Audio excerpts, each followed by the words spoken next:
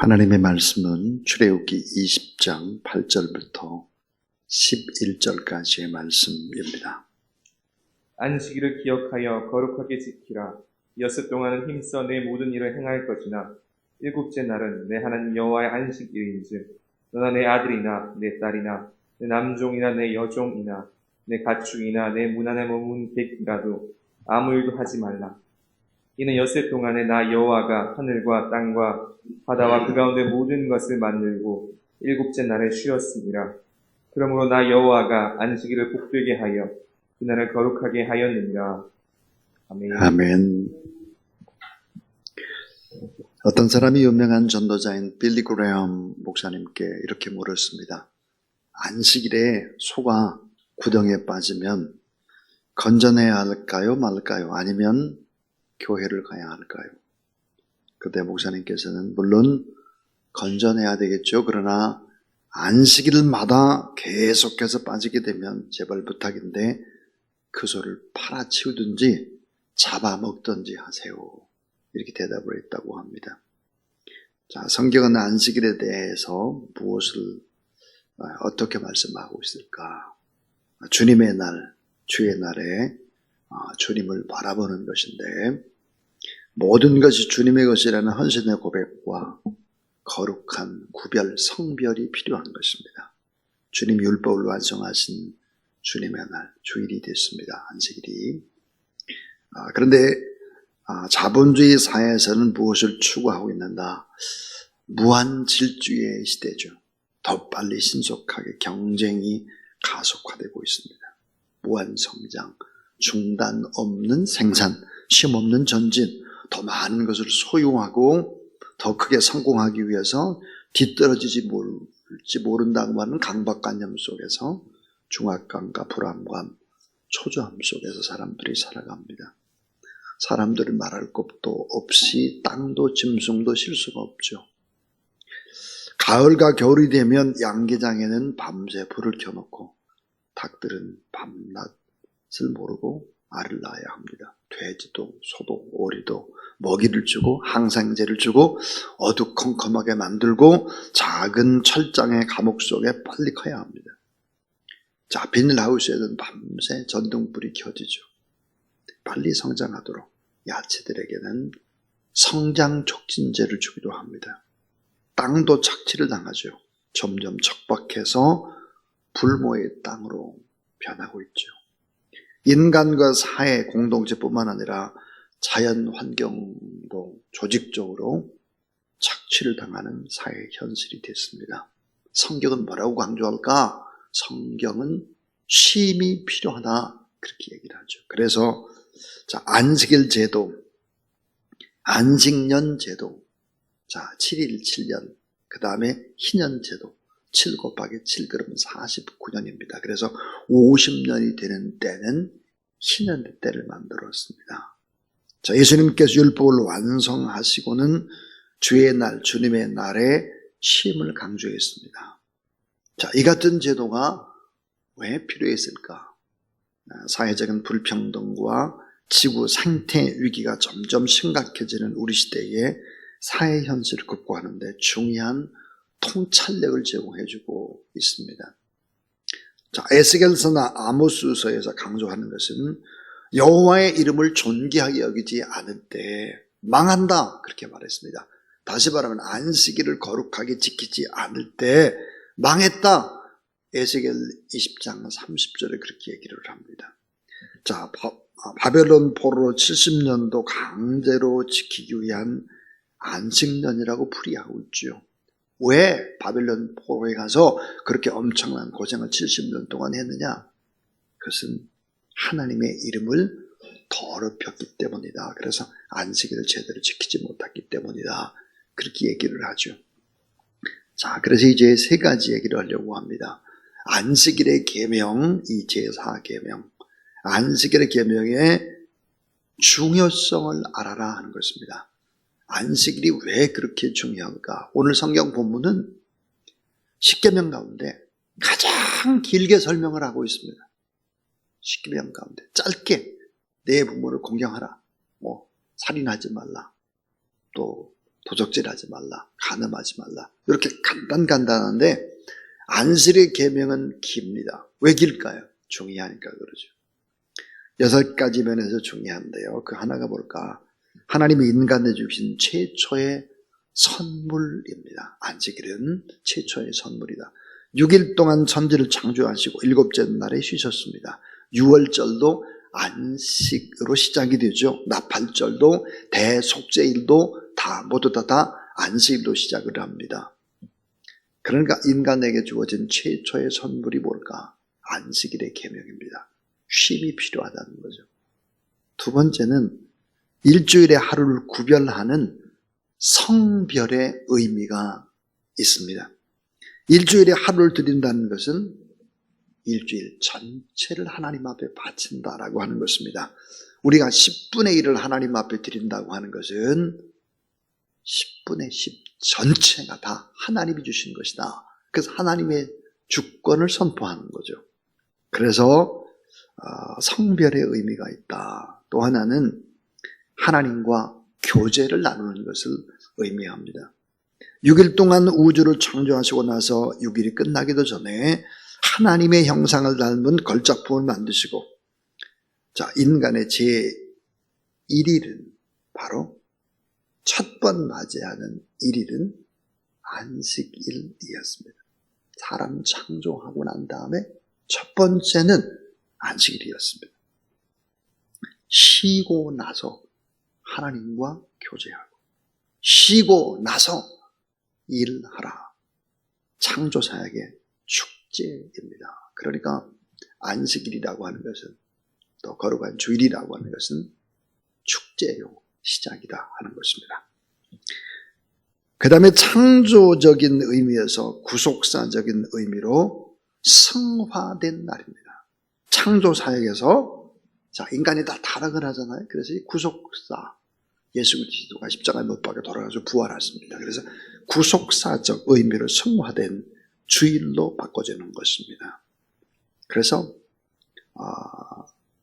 이 계명의 순종과 불순종에 따라서 축복이나 저주가 결판이 나는 것입니다. 이 안식일은 따라하세요. 시간의 지성소다. 예, 신학자 아브라함 헷셀의 얘기입니다. 안식일은 뭘까? 시간의 지성소입니다. 가장 중요한 것이죠. 가장 중요한 것이 지성소에 있지 않습니까? 이 안식일은 바로 시간의 지성소다. 그랬습니다. 우리 주변에 이런 질문을 하는 분이 있습니다. 왜 안식일을 토요일에 지키지 않는가라는 질문을 받곤 합니다. 이런 질문은 아주 우스운 질문이죠. 오늘날 우리는 왜 양을 제물로 잡아서 하나님 앞에 바치지 않습니까? 이 말하고 똑같은 말이에요. 어처구니 없는 질문이죠. 자, 그리스도께서 마지막에 속죄양이 됐습니다. 속죄양. 예수 그리스도를 통해서 속죄 제도는 그 의미가 다 성취된 것입니다. 안식일도 그리스도께서 안식일의 주인이시며, 자, 그분이 우리에게 안식을 주심으로 안식일의 의미를 완성하셨고, 안식일의 실체가 누구냐? 예수님 자신이다. 그렇게 설명을 하고 있습니다. 자, 아파트에 모델하우스가 있습니다. 그런데 아파트를 어떻게 지을지를 보여주는 것이 이제 모델하우스 아닙니까? 근데 아파트의 단지가 멋지게 다 세워진 다음에, 완성된 다음에 모델하우스를 그대로 놔둘 이유가 없죠. 부숴버리는 것입니다. 안식일의 주인, 그 본체인 예수 그리스도가 오셨고 율법의 불완전한 제도를 완성하신 분이 예수 그리스도. 죄를 깨닫게 하는데 율법이 필요하지만 죄의 문제 해결은 예수님이 하신 것이죠. 그래서 예수님의 십자가의 죽으심과 부활로 말미암아 죄가 정복이 됩니다. 영혼에 대한 진정한 안식이 선포되는 승리의 날이죠. 이 날이 곧 무슨 날일까? 주님이 부활하신 주일입니다. 자, 주일이라는 표현을 누가 썼을까? 누가 처음 사용했을까요? 여러분 말틴 루터라든지 칼빈이라든지 스핑글이라든지 이런 종교개혁자들이 먼저 사용한 것이 아닙니다. 계시록 1장 10절 따라하세요. 주의 날에 내가 성령에 감동되어, 주의 날이라는 표현은 개혁자들이 쓴 것이 아닙니다. 성경에 그렇게 얘기하죠. 그래서 이 주의를 우리는 어떻게 지켜야 될까? 아주 중요한 과제가 남아있죠. 자, 주의를 어떻게 지킬 것인가? 그것은 거룩한 예배의 사람이 되라 하는 것입니다. 주의를 거룩하게 지킨다는 것은 결국 예배의 사람이 되는 것인데, 여러분 예배의 사람이 어떻게 되는 것입니까? 그것은 바로 스스로 죽어야 합니다. 예배란 하나님 앞에 나 스스로가 죽는 것입니다. 하나님 앞에 산제사, 번제를 드리는 날이죠. 예배는 하나님 말씀 앞에서 내가 죽고 그 말씀 앞에 나를 굴복시키고 꺾고 다시 새롭게 창조되는, 말씀이 육화되는 시간이다. 그래서 이런 말이 있습니다. 우리가 안식일을 지키면 안식일이 우리를 지켜준다. 우리가 거룩한 예배의 사람이 되면 예배가 우리를 지켜준다. 우리가 말씀을 잘 받으면 말씀이 나를 지켜준다. 주일을 거룩하게 잘 지키면 주일이 나를 복되게 이끌어간다 하는 것이죠. 자, 거룩한 주일은 주님과 교제하고 성도들과 교제하는 날이다 그랬습니다.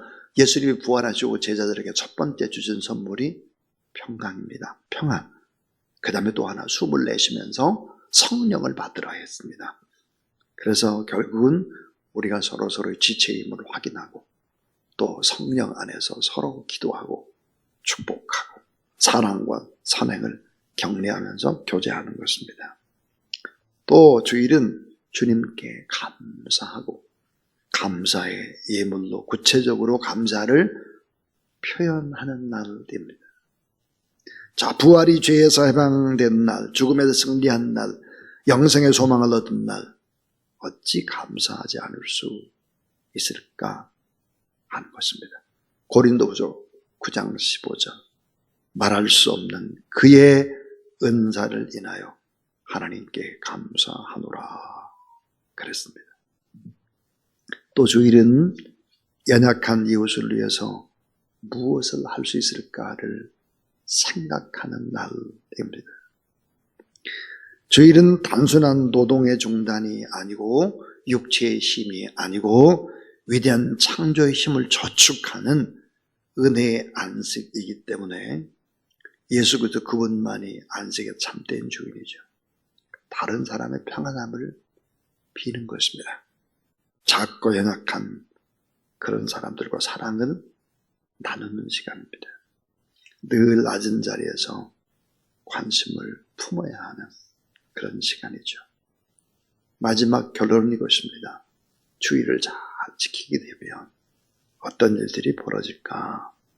그것은 주의를 제대로 지키려면 세 가지의 축복이 전제되어야 합니다. 그러니까 주의를 잘 지키면 하나님께서 반드시 세 가지 축복을 주시겠다는 거예요.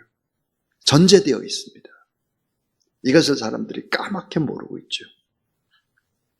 자, 첫 번째의 축복입니다. 주의를 잘 지키는 사람에게 주는 첫 번째 축복이 뭘까? 일자리의 축복입니다. 일자리의 축복. 자, 엿새 동안 할 일이 있어야 합니다. 하나님이 반드시 일거리를 주시는 것이죠. 직장을 주는 것입니다. 꼭 맞는 일감을 주는 거죠. 자, 경제적으로 어렵다면 우리가 생각해야 될 일이 있습니다. 직장이 없다면 우리가 생각해야 합니다. 사업에 실패했다면 생각해야 합니다.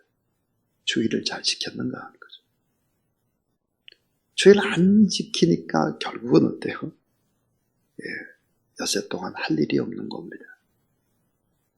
주의를 잘 지키게 되면 반드시 일자리에 축복을 주겠다가 첫 번째 전제입니다. 두 번째 전제가 뭘까? 그것은 바로 영혼의 축복입니다. 영혼의 축복. 마음의 즐거움, 그 영혼의 축복이죠. 자, 안식일 하루 일을 하지 않으면 분명히 손해를 봅니다. 그러나 우리의 영혼에 하늘의 복을 주시죠. 자, 보이지 않는 큰 복을 줍니다. 그 복 중에 핵심이 뭘까요? 그것은 바로 자녀의 복입니다. 자녀. 또 하나 무슨 복을 줄까요? 건강의 복이죠. 세상적으로 손해볼 것 같은 두려움이나 불안을 믿음으로 이겨야 합니다. 안식일의 복은 크고 놀라운 것입니다. 그래서 바로 영혼이 잘 되는 축복. 그래서 그것은 바로 자녀의 축복이고 건강의 축복이고 우리에게 더 큰 영혼의 축복을 준다. 이게 두 번째 축복입니다. 그럼 주의를 잘 지키면 세 번째 축복이 뭘까? 그것은 바로 하늘의 보화와 평화의 축복입니다. 너무 중요한데 이 말이 여러분 주일날 하나님 앞에 예배를 잘 못 드리고 주일날 성도들이 하나님을 찬양을 제대로 못하고 이러면 안 되잖아요. 그래서 하나님께서 평화를 주시는 것입니다. 전쟁이 일어나지 않도록 하는 거죠. 주의를 잘 지키게 되면 안식일에 전쟁이 터지면 주일이 전쟁이 터지면 주의를 제대로 못 지키는 것이죠. 그러니까 하나님께서 평화의 축복, 지키시고 보호해 주시는 축복, 이런 축복을 주시겠다고 하는 것입니다. 자, 우리가 6.25 전쟁이 터지고 난 다음에 지금 돌아보면 70년 이상 우리 안에 전쟁이 없었습니다. 그건 무엇 때문일까? 그것은 바로 큰 하나님의 은혜를 찬양하고 하나님 앞에 기도하면 하나님께서 이런 평화의 축복, 지키심의 축복을 허락하신다 그랬습니다. 그래서 이 주의를 거룩하게 잘 지키는 것이 하나님의 뜻입니다. 주의를 잘 준비하고 지켜서 복을 받는 여러분 또 가정 되기를 주의 이름으로 축원합니다.